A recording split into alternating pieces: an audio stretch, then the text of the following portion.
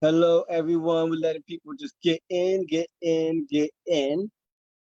But thank you for joining us, joining me, joining us for our fourth episode of hashtag Dad Life Dad Chat.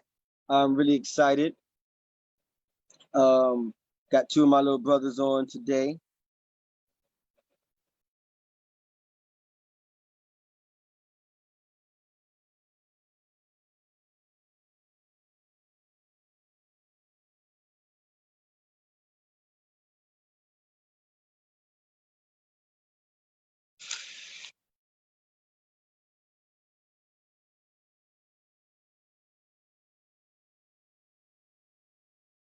So I'm trying to pick between two pieces I wanted to read today. Today, as so first and foremost, for those of you who do not know, I'm Luther D. Isler, artistically known as the artist Anubis, and this is hashtag Dad Life Dad Chat. Inspired by a series of posts I've been writing for um 8 years now, I guess. Um, just from conversations with my girls, and we call it hashtag Dad Life. So for the last couple of weeks, I've been joining my girls, and we've been chatting, having a dad chat with my daughters, but also having chats with other dads. Um, so I'm also working on a book that I've talked about, which is inspired by the first 4 years of my hashtag dad life post. So I want to open up, as I have been, with reading a piece from the book before I bring the girls on. So let me pull up one right now.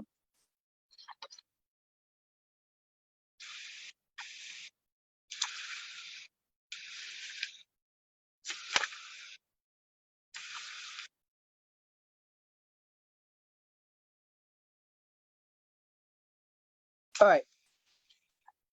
So today I'm going to read one called Are We Winning or Losing?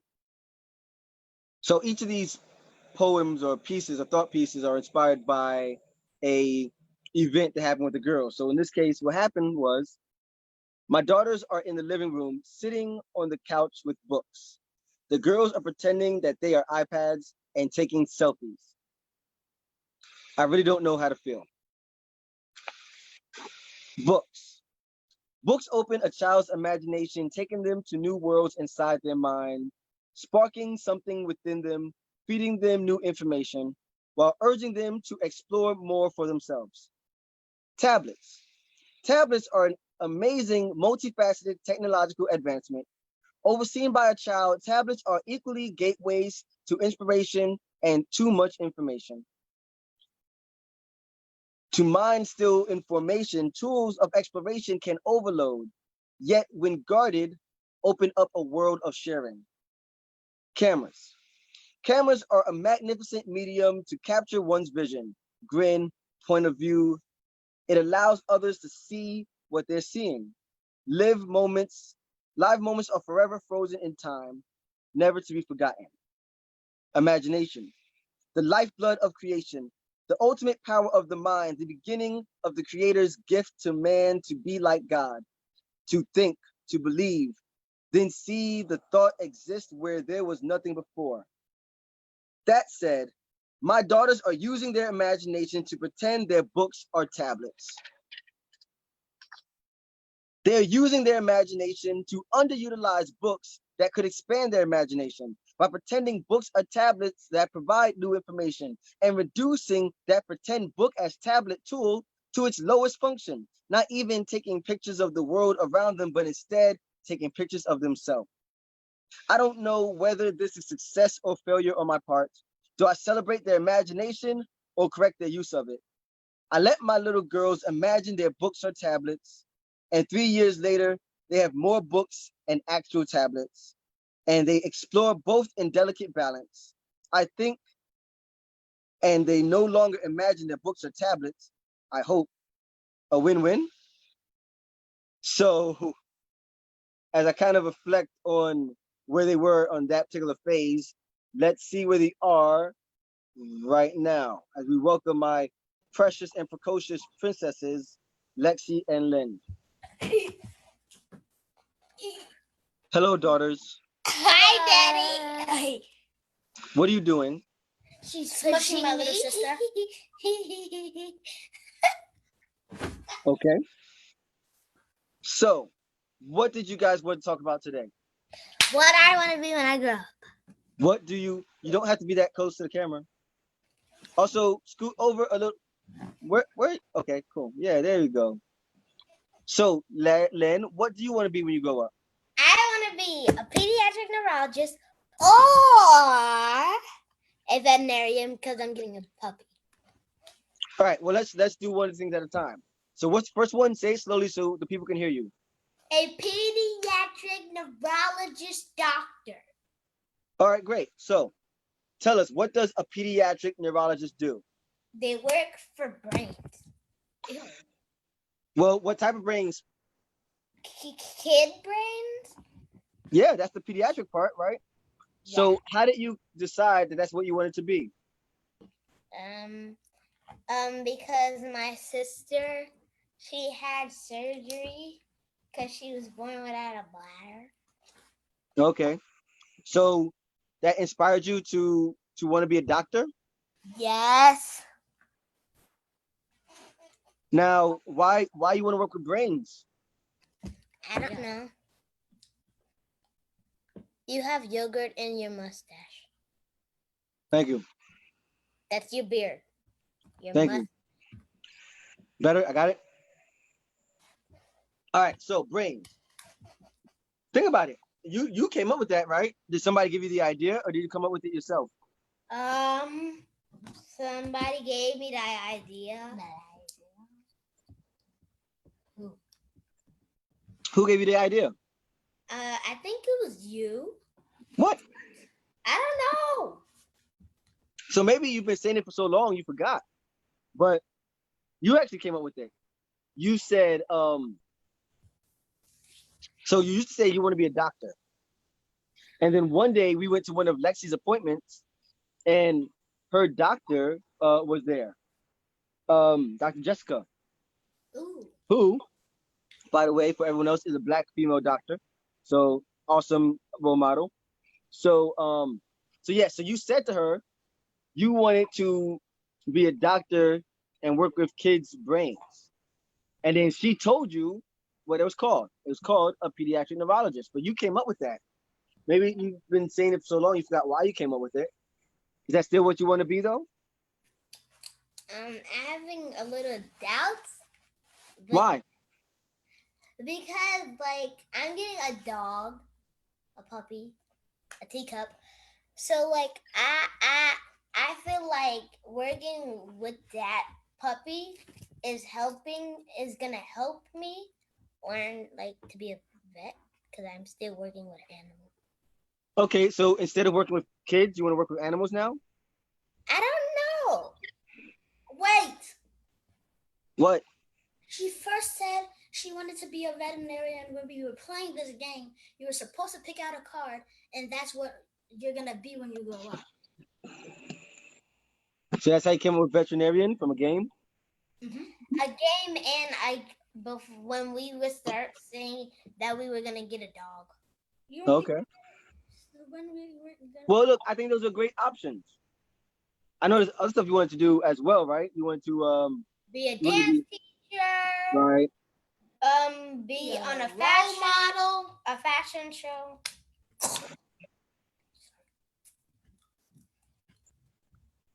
So, what's the plan? So I go to college. Okay. Then if I have time, I'm gonna be a role model. Well, you can always be a role model. You just talk to younger people. And then I'm gonna do a fashion show, and then I'd be a doctor. No. Then I'd be a dance teacher and a doctor. Well, I think we talked about this. I don't know about being a doctor and a dancer at the same time, but you could teach dance. Dancer, then doctor. Right, yeah. So I'm saying you could do dance while you're in college. That sounds good. And then veterinarian. Well, I think you go to medical school, and then at that point you'll decide whether or not you want to go to veterinarian or pediatrics. I think at that point, Pediatric and then veterinarian. well, I don't know if you'll have time to do kids and then animals. I kind of think you kind of pick one. Like you learn the basics and then you figure out which specific you want to do. But it's still being a doctor. No, yeah, and I'm saying I think either one is great. I think you'll probably by that time you lock into one or the other one. But in medical school you do get to practice on animals, I think.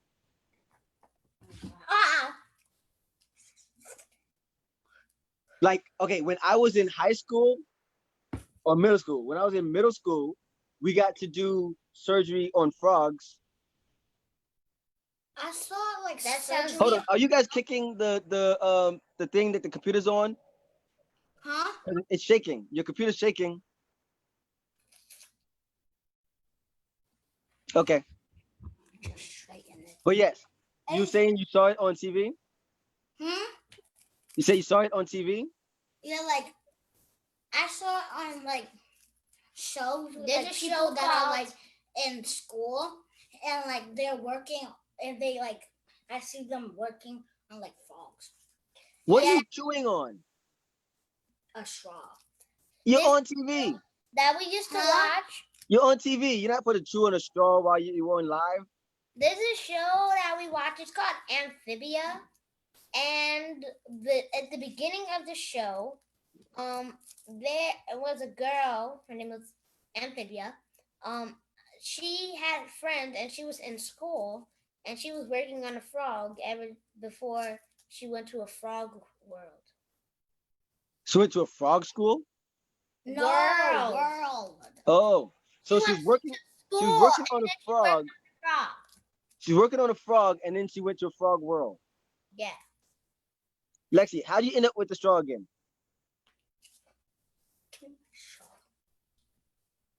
Well, it sounds like you have a pretty good plan, Lynn. You feel like you got a good plan? On my finger.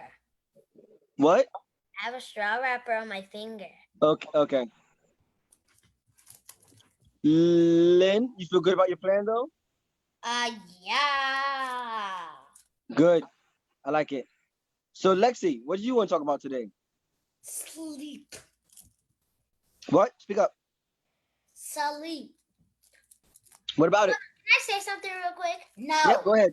She wants to talk about sleep, but you know, she never gives me sleep. And that's what I want to say.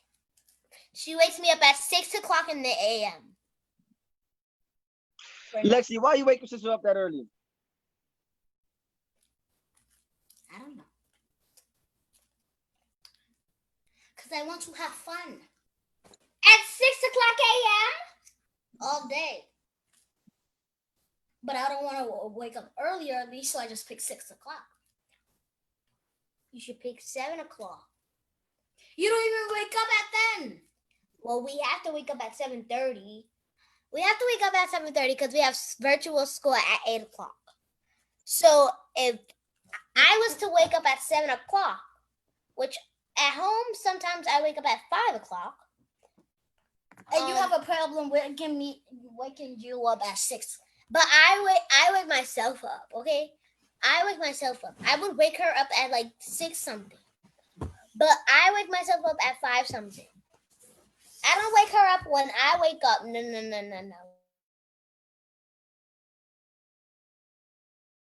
No. You're frozen. Did you do something to the computer? All right. Well, having technical difficulties over there. I don't know what happened. I hear them coming up the steps.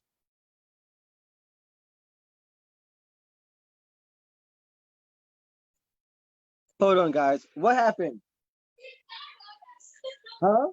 It died, but it's on the charger. So yeah, it died on us. Where's the charger? What? Yes, it's on it, but it's on the charger, and it just died on us. It was plugged in while you were on it? Yeah. Why don't you give me the other laptop? Because that it like loses battery like really fast. All right. So they they lost their thing. I gotta set up their laptop. What are you doing? What? Here, go to the thing. All right, while I fix them up, we are now going to change program a little bit, and I'm gonna go ahead and bring up our dad, our dads.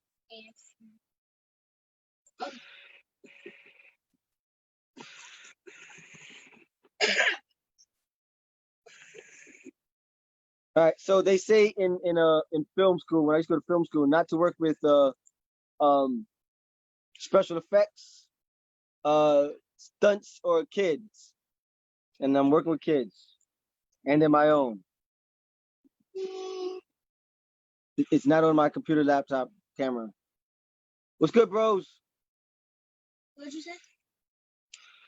Yeah, gotta unmute yourselves. What's good, bro? I was muted. What's good? You see these crazy people? No, no. I do. They are a trip. Can't wait. We're invisible. We're not even on the thingy. You know they can hear you. Hola. What's up? Hola, ¿cómo está? Muy bien. Here, hold on. Hey, okay.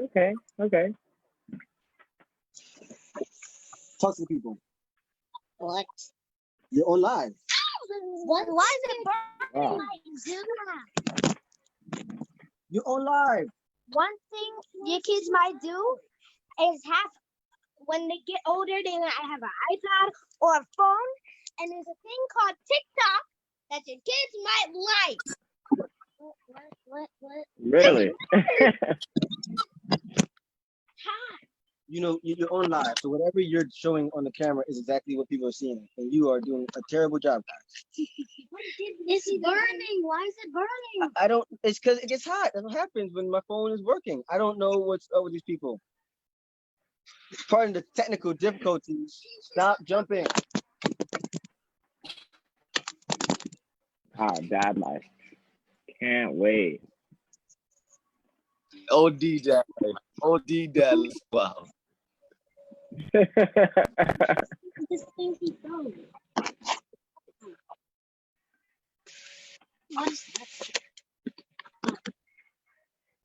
that? Jarrius, you ready for this, man? As ready as I can be. That is I'm taking absolutely the the necessary. answer. Like, I don't know what to expect, but I'm expecting everything. That's what I always hear to expect. So. You definitely gotta expect the unexpected. Yo, Exactly. that is literally it. I'm in the middle of a show right now, doing tech work for these kids on a tablet.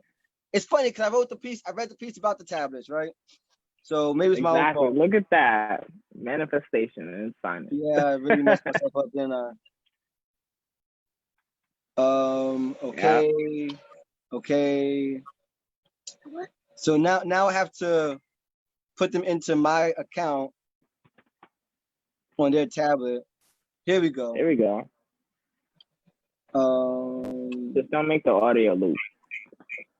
Yeah, go. Take like that. And wipe the lens. The camera. Like, wipe lens? Okay. Now I gotta fix the name. Man, this is live TV. This is live. Yeah, it is. Never a dull moment. I'll tell you that much. All right, and now I am right on time to discuss whatever we were going to discuss. Let me turn off their camera real quick. Wait, no. Ah, crap.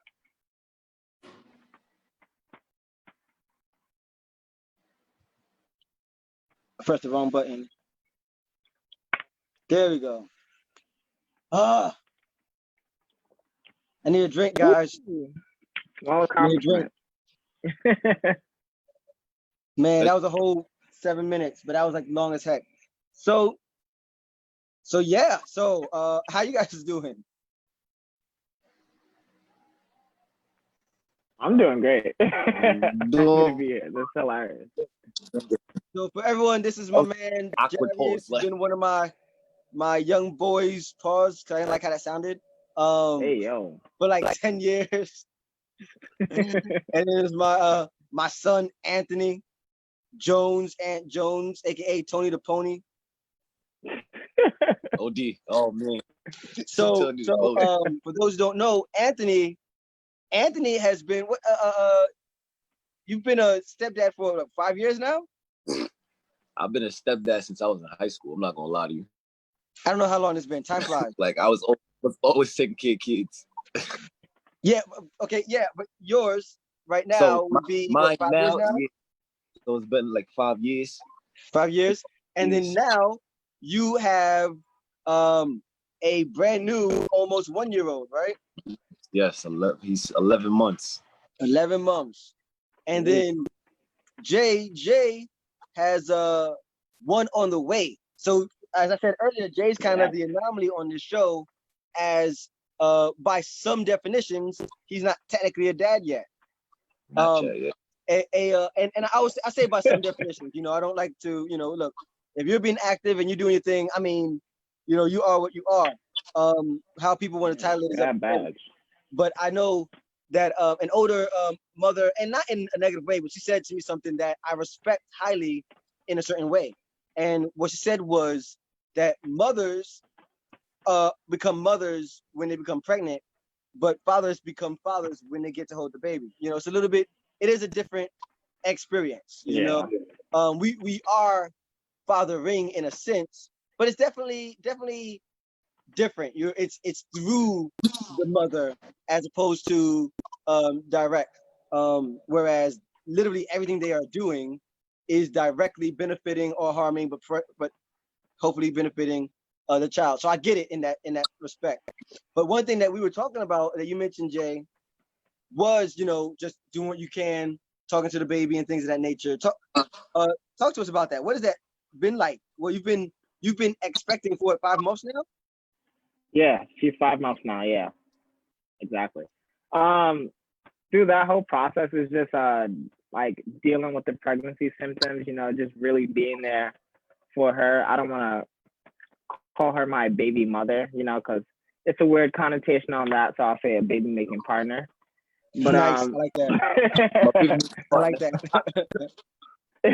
Yeah. So it's definitely like, it's been a lot, like exactly what you hear, like, oh yeah, her hormones are gonna go up, the mood swings, this and that. Like it is definitely like, it takes a toll, but like you guys made this choice to do this thing together, to complete this journey together. So that's all I could do. I'm there for it. I'll never turn my back on her or anything like that. The cravings are definitely real. Every month it's a different craving. 1 week is sour cream, another week is buffalo wings. Like it gets crazy. But when the time comes, I'm ready for it. I can't wait to meet my daughter. I don't know what the gender is yet, but I'm pretty sure it's a girl. But yeah, I definitely talk to the belly of the baby, or whatever you want to call it. I definitely talk to it a lot. I'm like, oh, daddy misses you. I tell her about my day, this and that, what goes on and everything.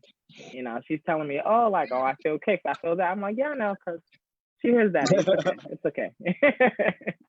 No, I definitely feel that, and I definitely respect the titling thing. When me and the mother of my children, we stopped being together, one of the things we had a conversation about is because of the connotation of the terms baby mother and baby father, we don't use them.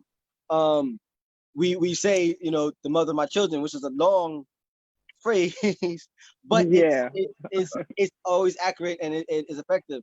I don't remember many cravings that she had, but I do remember this one time, the first time that she was pregnant, and I remember she wanted applesauce, and I don't remember if she wanted cinnamon applesauce or she just wanted applesauce, but I do remember I went to 5 different stores to find applesauce, and I came back with like 2 jars of each, regular and cinnamon, because I was like, look, I'm not going home empty-handed. right.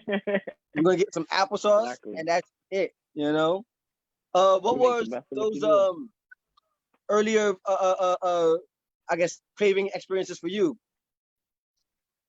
And I'm not gonna lie. Yo, she wanted some lemon ice cream. I'm like, lemon ice cream sounds disgusting. And she would not, she would sleep. She wouldn't do nothing unless she got that lemon ice cream. And I'm like, bro, and pickles. And pickles. oh yeah, I don't know pickles is what a it is staple. called. It's just like the pickle cravings definitely popped up. One time I got a call, like I want to say it was like 3 o'clock in the morning. I want a burger. You would go to sleep. Why are you up right now? Go to sleep. Yeah. Like, I'm like, all right, whatever. I went to the store, got a burger, got some fries, and then she wound up not even eating the fries. She just ate the burger. Like, okay, I'm good now. What?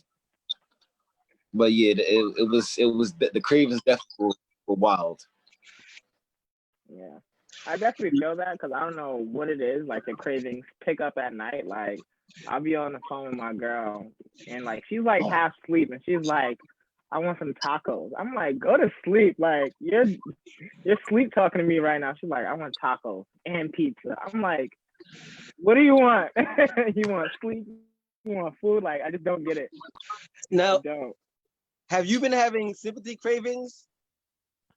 I definitely had sympathy pain, which is a weird thing, but it's a real thing. But like I really, and I had it actually with a god sister of mine, and it's a very weird thing. I didn't have it the second time, but I definitely had it the first time.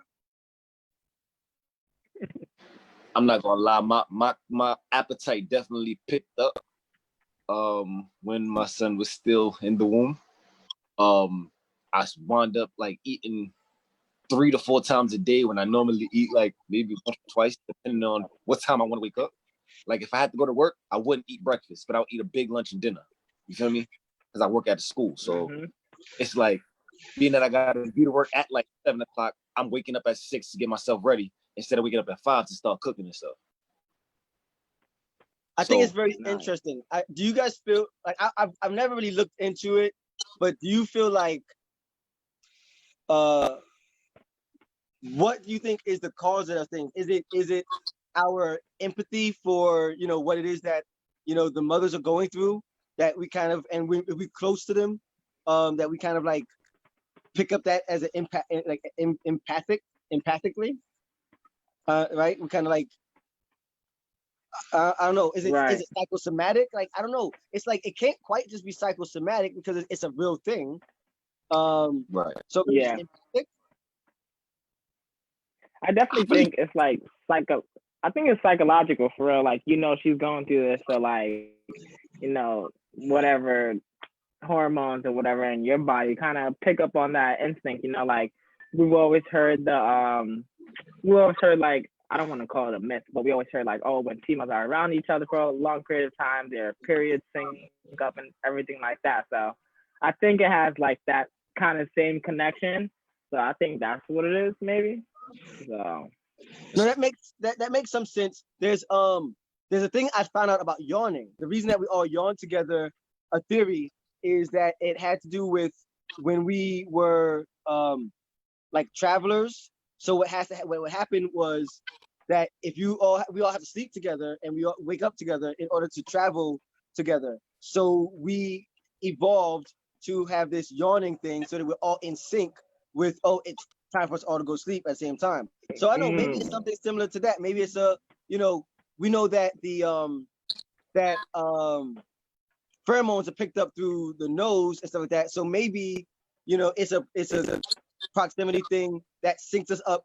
We're hungry too, so now we're all gonna go make sure we get more food. We're all moving the same way, with care for the person carrying the child, and whole other evolution type stuff is based on creating the next generation. So everything about us becomes protecting that. So okay, if they're hungry, we don't even have to know it because our body says we're all hungry, we all gotta eat. If they're in pain and need to be taken care of, we all in pain, we all gotta be taken care of. We all need to, I don't know, it's an interesting, maybe it's an evolutionary thing to make sure that we're all taking care of the baby, even though we aren't attached in the same way physically. That's definitely a valid point right there.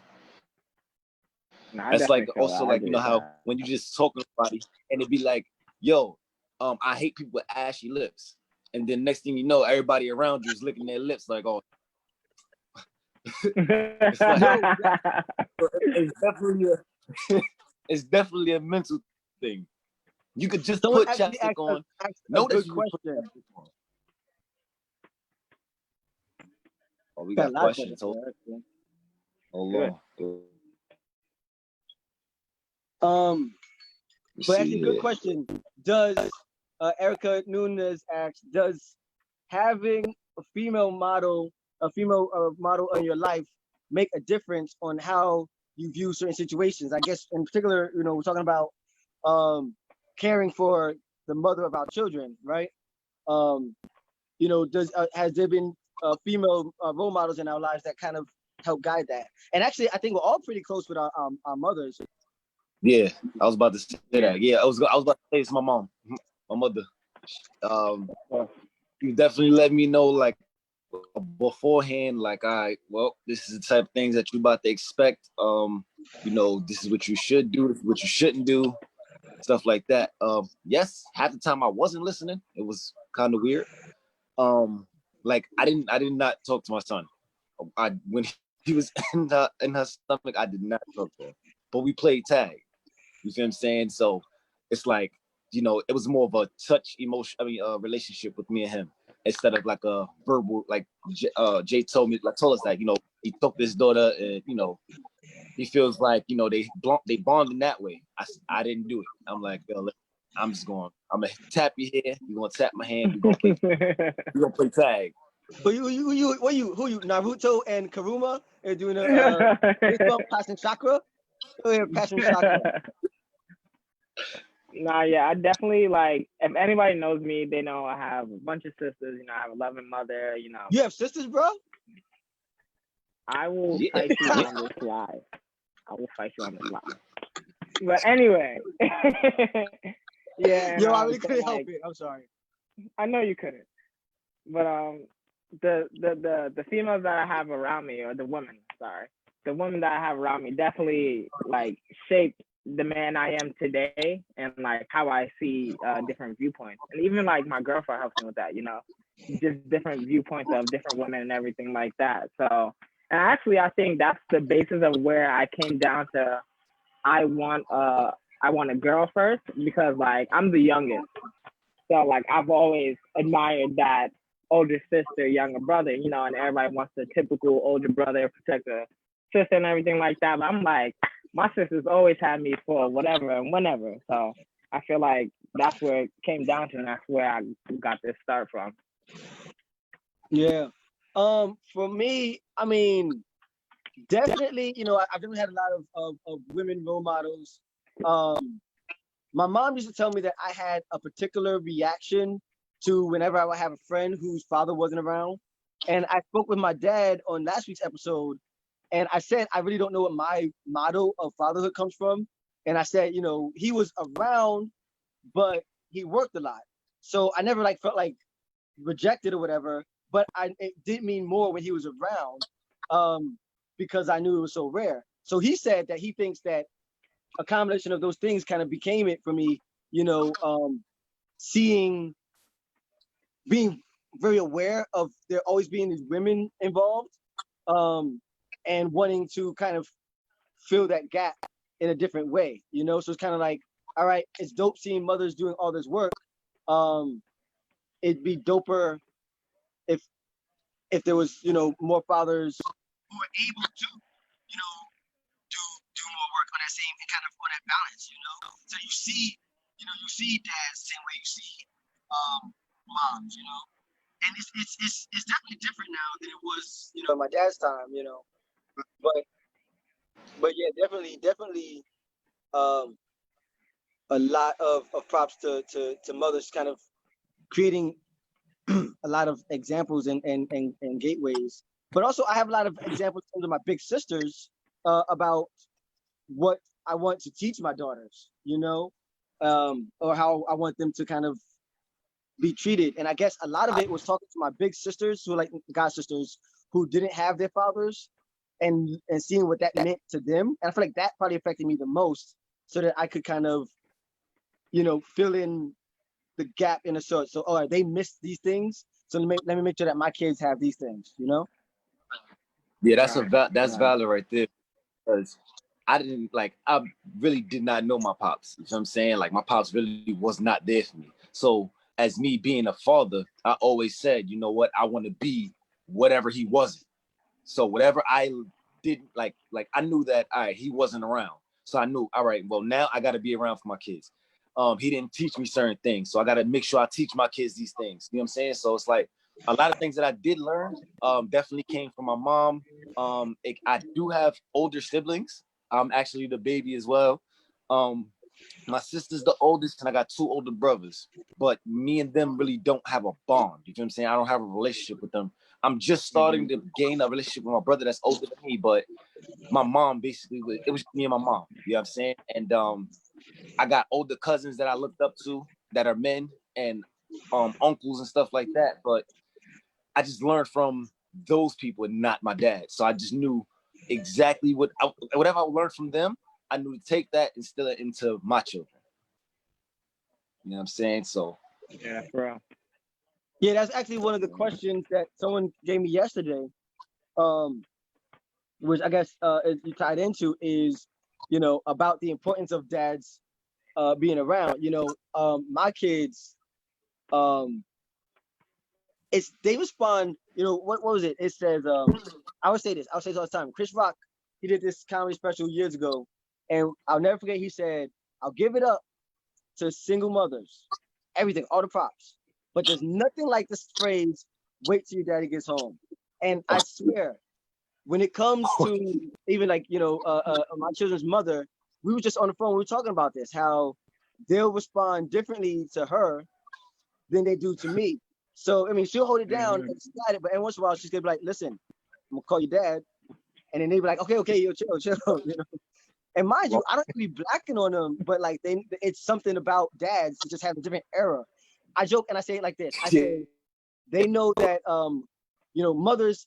I say I have this glare that says your mother carried you for 9 months. I carried you for 2 days, and I was ready to get rid of you, and nothing changed.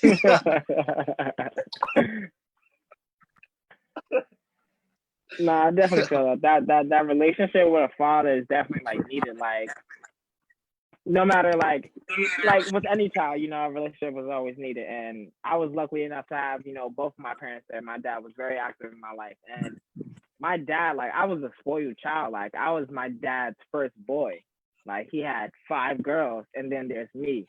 So I got, that spoiled luck of, having that dad around. And I always love my dad. He's always there for me when I need him. Like he's never like questioning me or on my choices, anything like that, of what I do with my life and everything like that. So I definitely give big props up to my dad. So that's a real one. He a real one. Nah, your dad's a cool dude. Your dad's a cool dude. Word. Always got a cup in his hand, never too far from liquor. Rag on, fanny pack. That's my dad. He started it all. That sound like me. Let's talk about it. So before I wanna get to something. Our plans for our children, and you guys are now, and you actually, how old is your oldest though? She's 14 now. Huh? Yeah, she's 14. She's 14? going to high school. Time's flying, man. Yeah.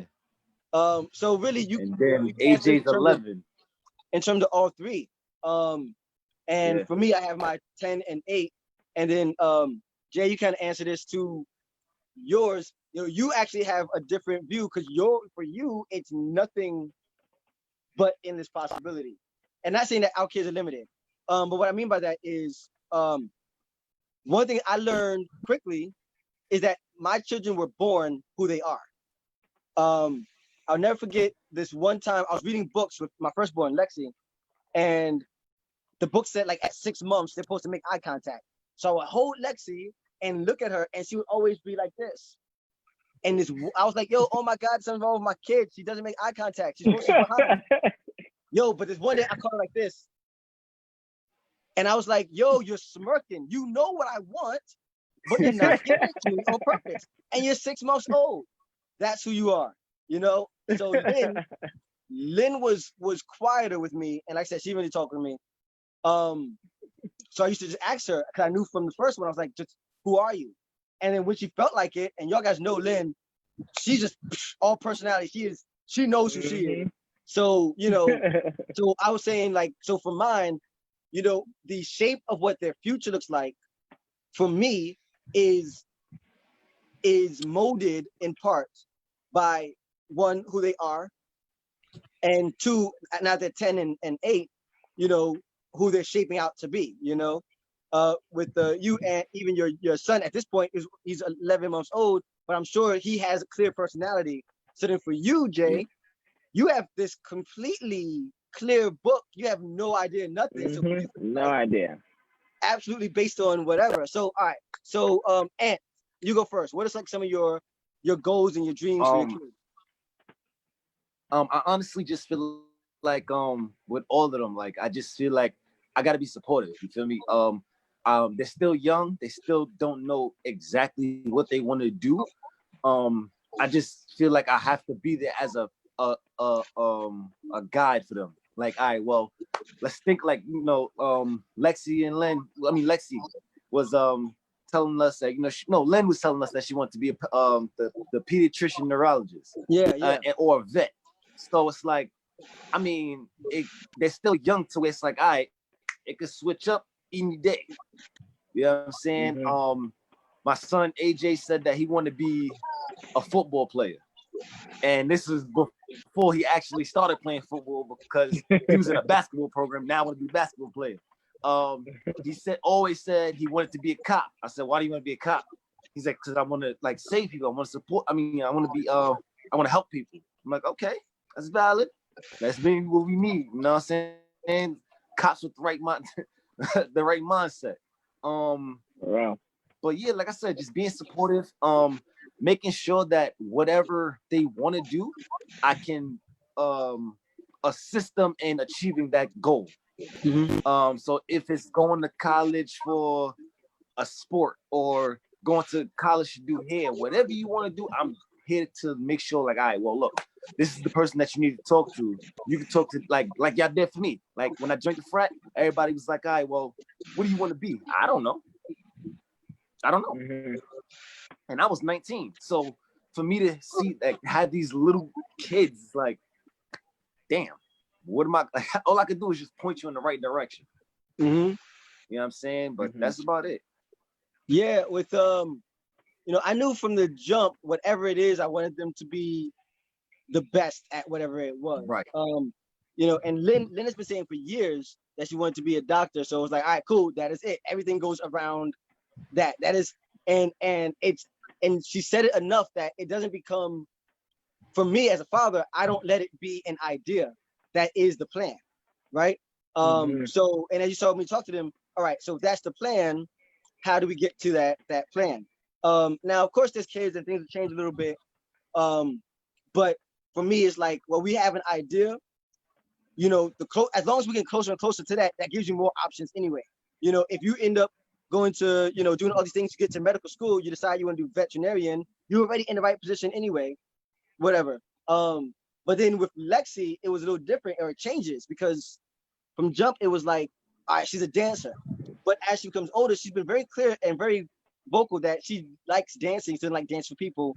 So for me, I'm like, all right, cool. That dream just got shot a little bit because she might not want to be a dancer, but I want her to be the best dancer ever. So it becomes, all right, well, that's fine. You're dancing right now, so you're going to be the best dancer you are right now. You know what I'm saying? So that you're always in a position to be the best. And that's really, you know, the older they get, the what specifically it is kind of gets narrowed in. But the thing that I always say is it's always the best, and not in terms of competition, but, you know, you always striving and not settling for anything, you know. But Jay, your daughter's gonna be an astronaut. I mean, she might be, right. She might be the president, you know, whatever. Like, but I definitely think it's like so helpful and so good to like keep asking your kids like, what do you want to be, and then, you know, you kind of hear that trend of, all right, so this is the kind of field that you want to be in and everything like that, because there are a lot of kids going to school, going to college, and still don't know what they want to be, you know. Mhm. And when, you know, I feel like talking to your kids and kind of seeing that trend, you could put them on the right path to wherever they kind of want to go, instead of wasting years in college and then finally understanding what they want to do, what they want to be. So, but you know, like Ant said, like that supportive take, you always want to be there for it, you know? Like that's all you could do. Like you can't force your child to be something that they don't want to be, you know? So have that support there, and that's all they need. Yeah. And Jay, I think you can maybe speak to this, but I just had a thought. Um, I think, at least for me, and in my experience, I think there is something particular about father support, um, because mothers are going to be there, and that's what their trend is. That is Yeah. how mothers tend to be, which makes, you know, we as kids, we tend to kind of mute that a little bit because it's the norm, right? Which is for better or for worse, you know. But as kids, you know, sometimes we make sure to not take it for granted. But there's a tendency to do that, you know. Mom will be there. That is the thing I know, no matter what. Which I feel like that's the thing that makes fathers, and again, I only speak from my point of view of seeing things in my experience, but it makes fathers' engagement that much more important because we expect the mother's engagement. So that means this is really important. Like if I am doing crappy, mom's gonna be there the same way if I'm doing great. You know what I'm saying? So then when dads Mm-hmm. are there and they're saying like, all right, I support you, whatever, there's a certain thing that comes in that says, okay, you know, like checkpoint, I you can know. do this. And I Yeah. think it kind of keys into why, as important as mothers are, it's particularly important that we as fathers are as present as we are. And I'm glad that we are a group of young men who really seem to like naturally get that though. Absolutely. Our kids are gonna be good. So you see my crazy kids, man. Jay, you ready, man?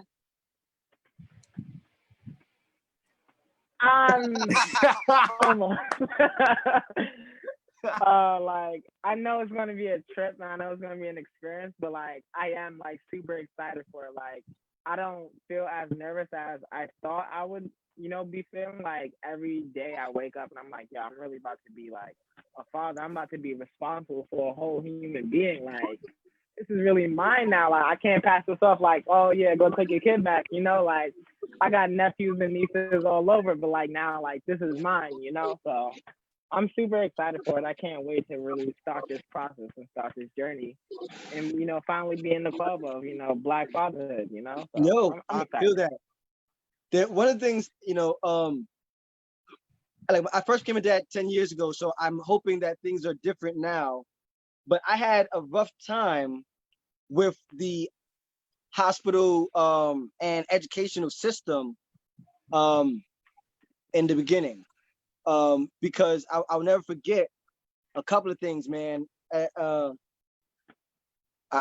don't want to, you know, be negative about particular hospitals. They might be doing better now, but the hospital that we were dealing with, um, you know, I went to every appointment, and the nurses and doctors used to talk to, my children's mother like I wasn't even in the room, and that used to piss me off. And we were married, and they used to call her by her maiden name. Yo, I was used to be ready to. I said, yo, I swear, if that baby says Baby Murray on it, I'm going to blow up the hospital. Like there's no joke to me. You know what I'm saying?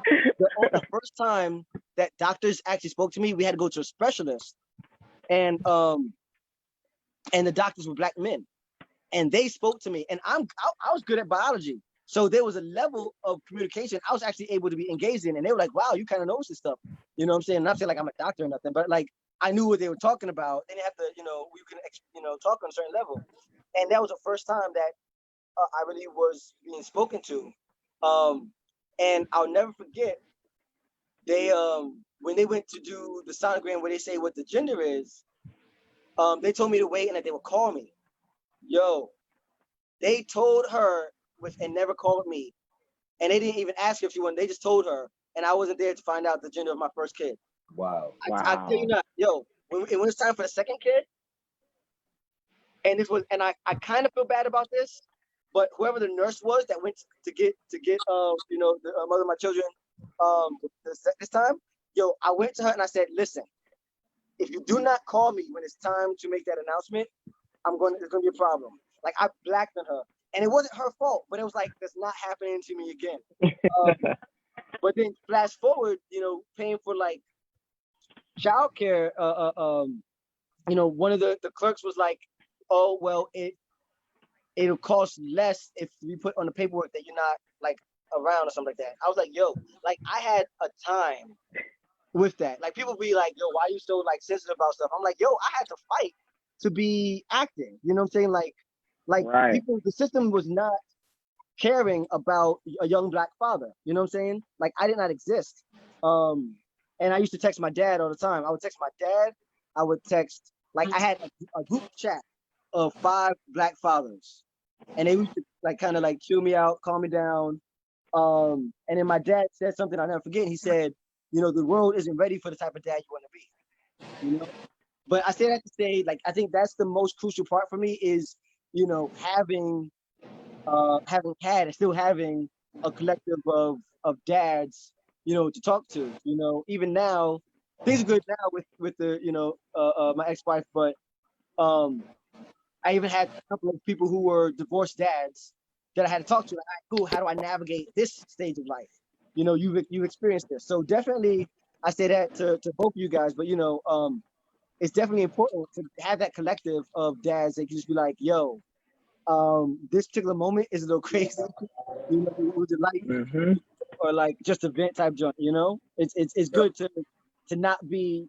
That's one of the things I learned the most when I became a dad is knowing that we are not as alone as the world tells us. You know, we they'll say like dads aren't active, dads aren't in the home. I found out like 5 years ago that that is true.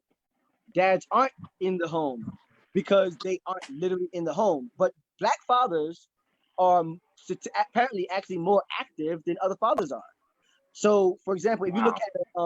if you look at the census, right? The census, well, you know, we did the census together, but generally you would say like, oh, I'm not in the same home as my kids, but I'm hella active. So certain stats are really set up to create certain narratives. So there's Right. fathers I know who aren't with their baby moms or with their mother of the children, but they are active with their children. So we have to know that there's more of us than what the world is telling us that there are, you know? Absolutely. All right, so now I'm gonna get off my my soapbox real quick. Preach, brother, preach. Let Yo, them I be know. going We in. out here. I mean, you know, it's dead serious. Though. It is. We out here, you know, we're being dads. I be seeing the same dads all the time, all throughout my children's lives, and it's like you recognize each other. We don't really talk, but like you see each other, and you're like, yo, we're all here, you know. Yeah. But speaking, let me put the little people back on real quick. And real quick, it's funny that you asked to say about the statistics and everything like that, Yeah. because it like one time I wasn't able to make it to one of my girlfriend's appointments because I had to go to work. So like the receptionist asked her like, "Oh, and where's dad?" Like they try to set up that narrative to make it seem like there aren't active fathers and everything like that. Mhm. So like it's definitely there. Like they definitely try to paint that narrative to make it seem like we aren't active, but we are there in the background and everything like that. Yeah. Yeah, and then now during this time when I do go, I'm still not allowed in like the room with her. I have to actually wait in the waiting room because they're scared of corona and everything like that. But I'm just like, I want to see the sonogram. I want to hear the heartbeat. Like she has to take a video for me because I'm just not allowed in the back. So this Yo, is definitely a difficult I time. feel for that. I really feel for you, man, because there is nothing like hearing that heartbeat, man. I was on the phone. My god sister, she just had a baby, and she was on the phone with me, and we were just talking. I was like, "Yo, you doing the heartbeat?" Because like you recognize that sound, like, "Yo, that's the baby's heartbeat." It's not even my baby, but I'm like, man, this is heartbeat, you know. But Yeah. I'm glad to make those videos for you, man, because that's nothing like that. Speaking of videos, hello, daughters. What? I said hello. Oh, hi. You guys have any thoughts about the things we were talking about? I said, do you guys have any thoughts about the things we were talking about? You guys okay? Did you get into a fight while we were going? No. See, I was bored? flipping, and then now I feel sick because Oh. I had stuff before. You guys hear that? They were flipping, and now they feel sick. Wow. Yeah. Great job. Great job. It's gonna be fun. It's gonna be fun. That tends to happen if you start flipping a lot, you know? So, girls, this is the part of the show. Yo, Ray J made a good point. Yo, I'm gonna do that for next episode. So Ray J made a good point. He's about the stats. I used to have it on my old phone. I used to have it on a ready, yo. Because anytime someone say something, I'll be like, actually, what it says here. I got into an argument with not an argument, but I got in trouble with my boss. I work for a government office, and so I was about to tell people, yo, for the census, yo, put your baby daddies on the census with you so we can change the narrative. My supervisor was like, you work for a government office. You cannot tell people to lie on the census. I'm like, that's lying. You're fixing the system. Exactly. Black power. But no, seriously. But next episode, I'm gonna have that. I'm gonna have that right now. All right. So this is the part of the show that I have no control of. This is the part of the show. Are you tired, baby girl? Okay. Like she is not in it today. But this part of the show where they ask us questions. I never hear the questions beforehand, so I have no idea what they're gonna say. That's my disclaimer. Oh man, this is gonna be great. Lexus, what are you doing? Yo, like for real, there's like 400 people watching you guys acting crazy. So you all know that my hashtag that like post, I do not make any of it up. These are these people I'm talking about. All right, pretty girls. Yeah. Take it away. Alexis!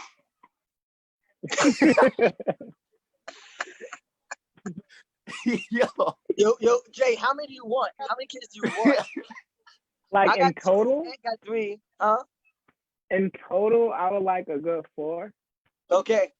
I used to say I wanted 4. That's a lot. I'm okay with 2. It I is a want lot. 4 still, but I think I'm okay. All right, go ahead, ladies.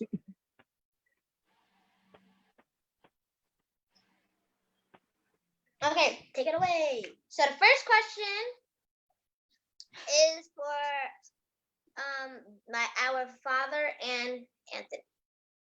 Okay. It's do you like shopping for your kids? Oh yeah, I love it. Oh, I love it. I love it. So I don't do the clothes thing. I will buy sneakers. The sneakers is coming out and stuff. I'd be so excited to like, all right, gotta make sure I put some money up because I want them and I want my kids to have them. So therefore, I love sneakers. Yes. So that I don't know. I don't know if y'all can tell. I got super excited just now. I got super excited. Let's see. Definitely answer to that is yes. I definitely do. I think as you guys gotten older, your mother took a lot more of charge of buying you guys clothes. But I remember for both of you guys, I got excited about buying the first onesie that I bought you guys. Now, it wasn't the first one you wore because I don't think your mother liked it very much because, of course, they were black.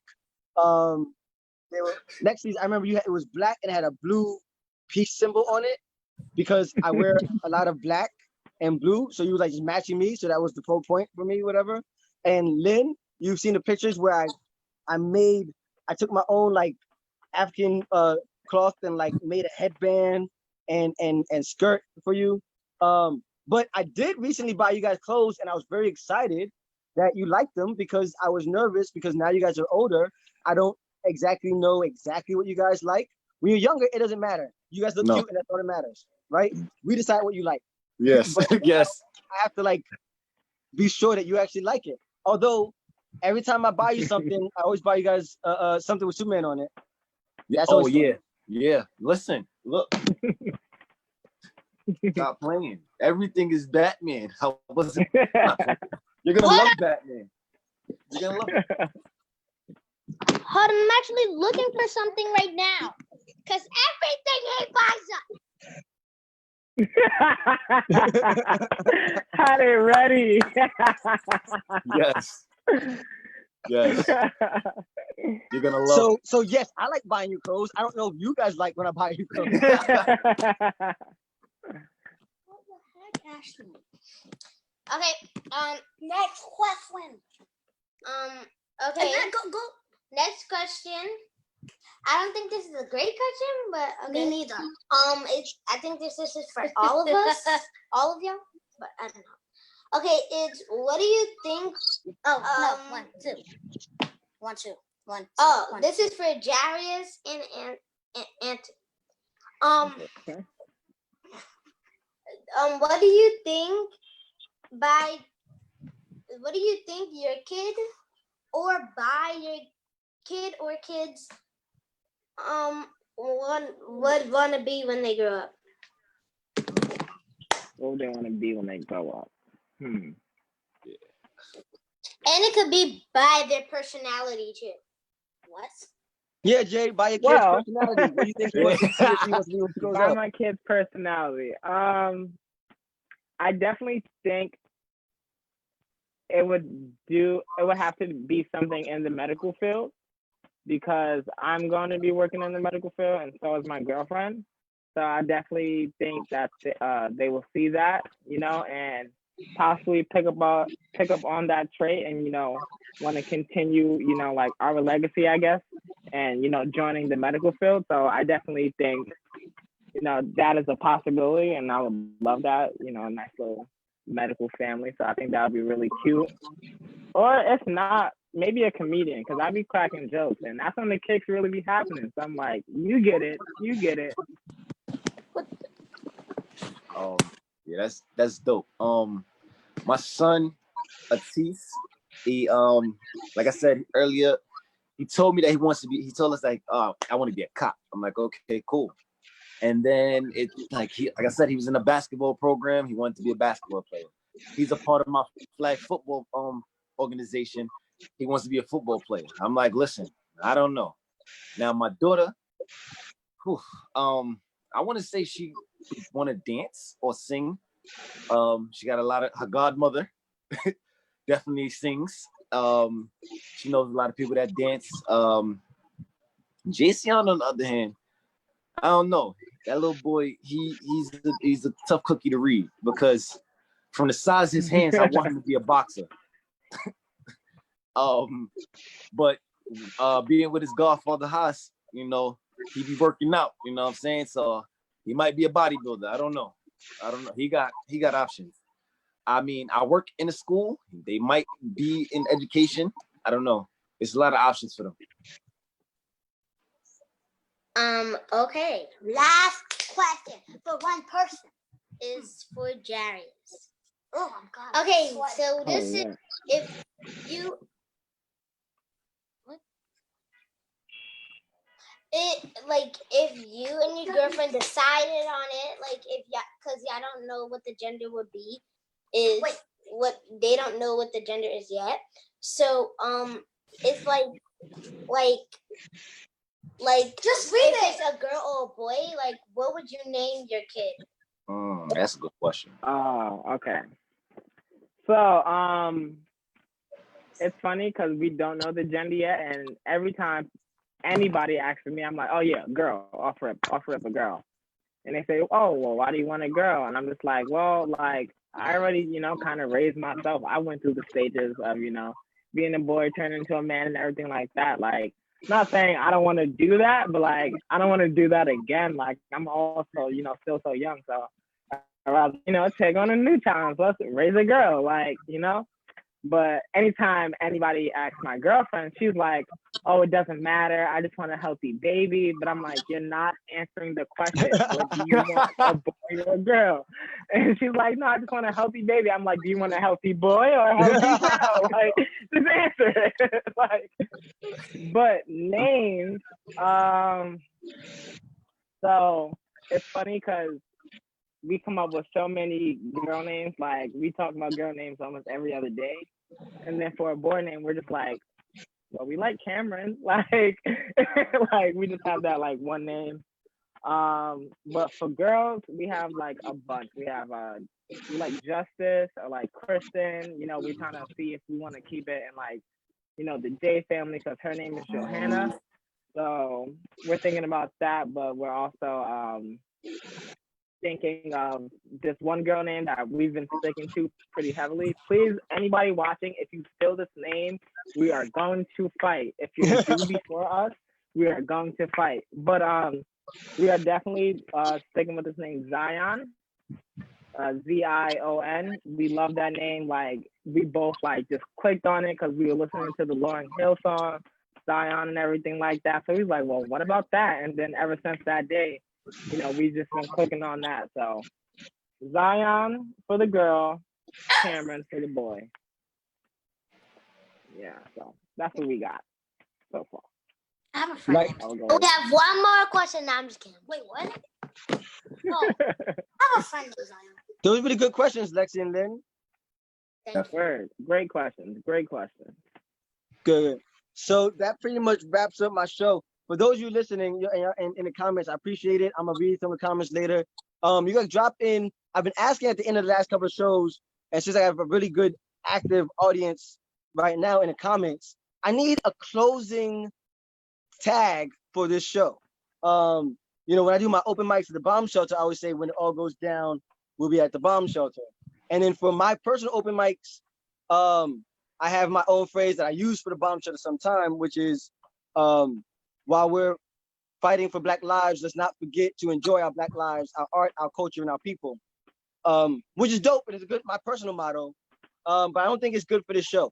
I need a closing tagline for this show. So anyone watching in the comment section, please feel free to comment ideas, thoughts for my wrap-up clothesline for this show. And it was corny dad jokes. It's probably has to be a corny dad joke, but it has to be a good corny dad joke. I am really good with the dad jokes, but like only by accident. Matter of fact, that's one of my favorite things about being a dad. I was always corny. Now I can call it a dad joke and it makes sense.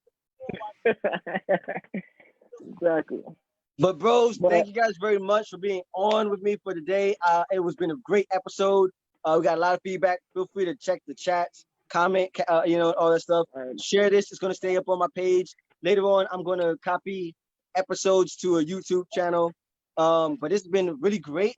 Next week, I have it locked in for my boss, State Senator Brian Benjamin, and the creator of a page I've been following since I first became a dad, at Dad Swag 2Gs, Nate Watson. So that's gonna be really dope. But thank you guys very much. Thank you very much, girls. And peace. Thank you. Yo, word, bro. Awesome. Peace. Yeah. Do I leave?